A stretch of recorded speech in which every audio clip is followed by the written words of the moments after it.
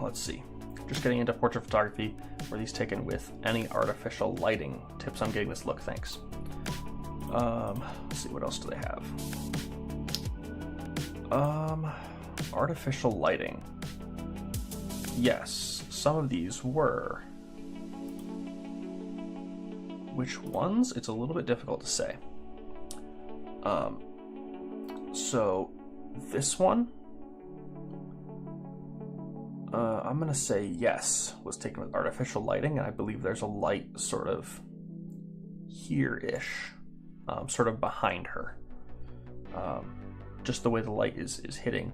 Now we do have very shallow depth of field, so my guess is it's not a very powerful light. It might even be a sort of constant light, not a flash unit.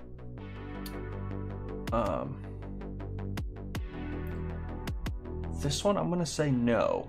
No artificial light was used here. This blur here might be caused by like a piece of glass that someone's holding next to the camera lens, or it could just be like I'm not sure. The way this image is set up, it kind of reminds me of like an arcade, so it could be some sort of like a pinball machine or something as well. But it's hard to tell. This one on the bottom also could have a light. It's possible. I'm less confident than I am here, but this one could have a light sort of here-ish coming down. So it's a little difficult to say, but that would be my guess. That would be my guess, is that there's a light sort of up here shining down on her. And the reason that we do that is not because we can't get good photos without artificial light, but the reason that we do artificial light in these sorts of scenarios is to get consistency across images. So if you and a model were out, doing this shoot and you were shooting for, gosh, I don't know, maybe 30 minutes to get this image, maybe not quite that long, 15 minutes maybe, you would want nothing to change other than the model. And so in order to get that consistency, you would use some sort of artificial light, whether it's a constant light or it's a flash unit or something like that. These are all very low aperture, so my guess would be, just for convenience sake, they'd be using some sort of constant light. Usually those are a little less aggressive and less bright as well. So with that low aperture, you're going to get more ability to actually see things. And you don't have to worry about flash sync at that point either. No, I'm not seeing anything with artificial light in this picture or that one. This one, it reminds me of car headlights, which are a type of artificial light as well. So I'm gonna say yes. I'm gonna say this is a light bar. I think I can even see it in the image. I think right there at the top is an actual light bar. So I'm gonna say yes to that one as well. I'm gonna say this one reminds me a lot of this one. It might even be the same image. Yeah, same picture. Pretty sure. So I'm gonna say yes. Yep, yes on that last one as well.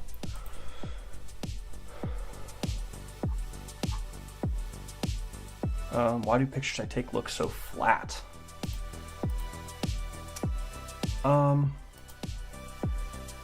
Whoa, that's okay. We'll deal with that when we get to it. Well, let's pull it up here. Oh, that's really bright. Okay. So, why do your pictures look so flat? For this person specifically, it is going to be because they have nothing in the background. They have nothing to give their picture depth. They have a little bit here in the foreground, but other than that, all they have is their subject and what is in plane with their subject. So these sticks are in the same focal plane as their subject, this bird. So one way to solve that, zoom in on the bird, make your subject larger, and that will give you more depth because you'll be able to actually see more of your subject. And so things of your subject, like the back of their head, or in this case the back, the far side of the bird here, is going to be potentially even out of focus. And so you're going to have depth there, and you're going to eliminate a lot of this repetitious empty space. So you'll have just a little bit around the edge. Or try and get something in the background, get some more trees in the background, or get the ground even behind your subject. So if you got up higher, you might be able to see the ground behind your subject. Same thing here. If you had like these trees here behind your subject, it would look a little better. But just the blue sky in the background is not giving you anything.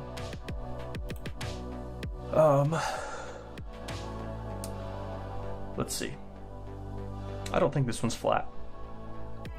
If you think this one is flat, you might benefit from a little bit more contrast, but I think this is a very contrasty image, and I think you have good depth here.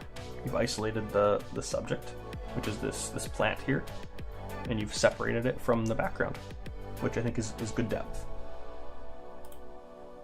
Oh, this one is just busy.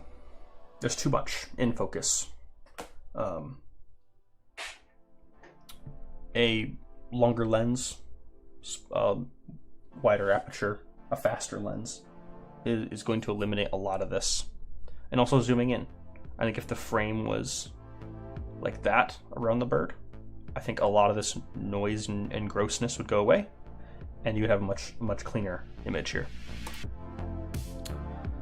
All right.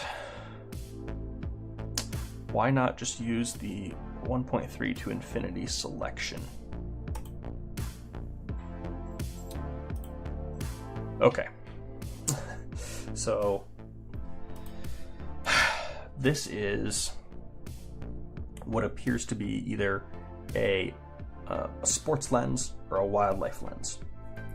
And the reason that this is here, this selector is here, is because of a problem that most lenses have, where the closer the focus is to the lens, the more times the autofocus system has to spin in order to move the lens a certain distance. Let's say it's 1 meter away. So let's say you're going from 2 meters to 3 meters of focus. If you did the same thing, if you came from, let's say we'll go up to this next bit here, 6 meters to 7 meters, there's way less turning of that autofocus system.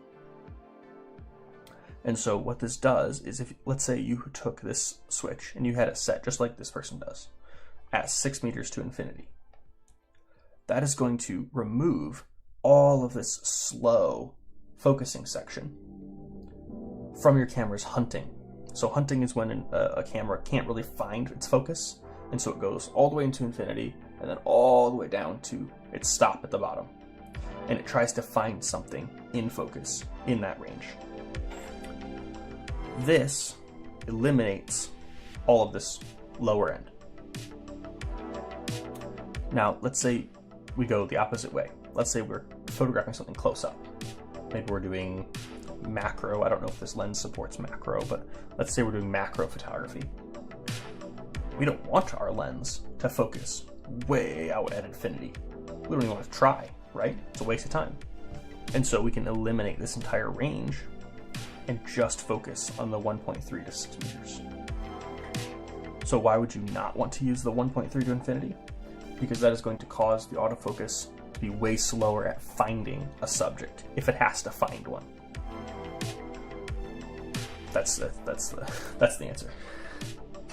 All of that to say that is the answer. Come on.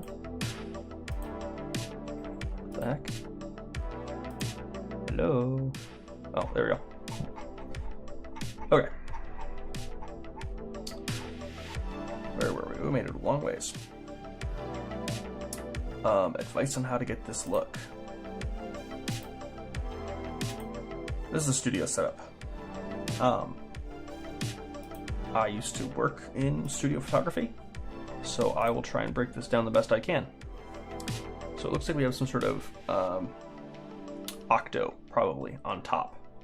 I'm not seeing any fill from the bottom, So this looks like a pretty standard octo light on top, just shining down with pretty high power, it looks like.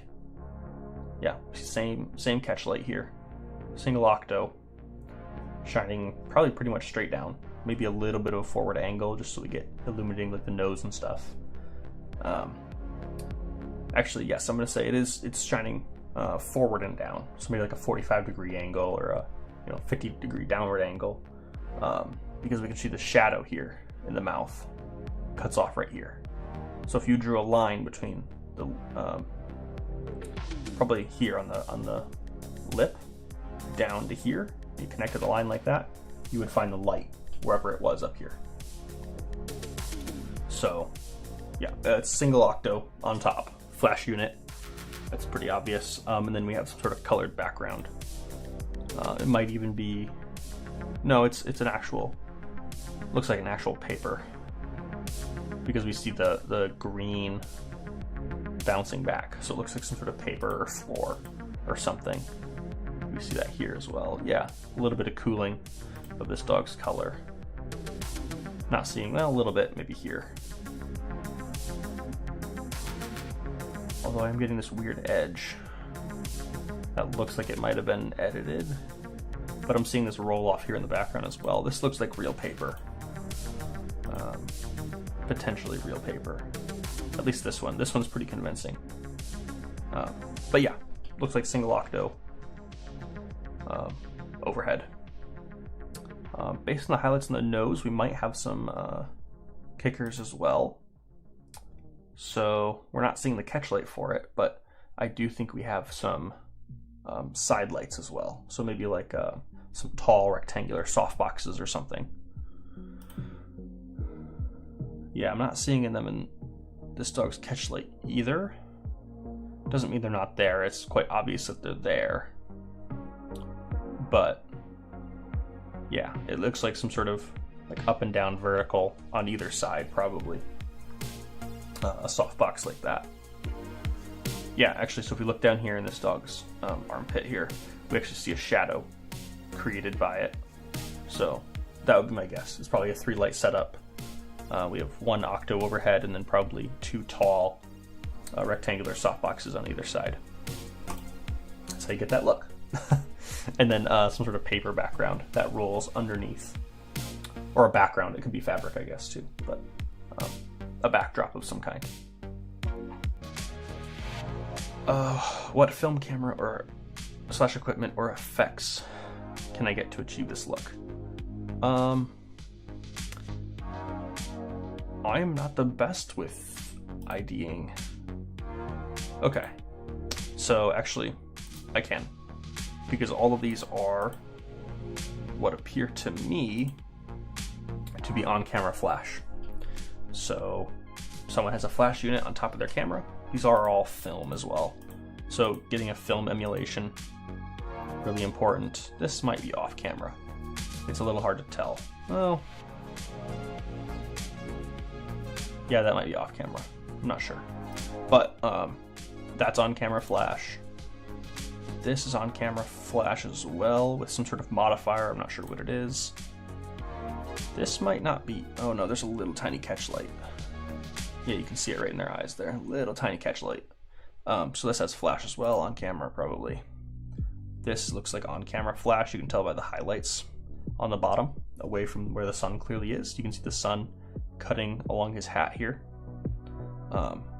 So this highlight is abnormal unless you had a on-camera flash. So that's on-camera flash as well. And this one obviously is like a paparazzi style on-camera flash. So I'd recommend an on-camera flash of some sort, a speed light or a whatever equivalent, and then some sort of film emulation for your digital pictures, or get a film camera, I guess, if that is something that you want to do.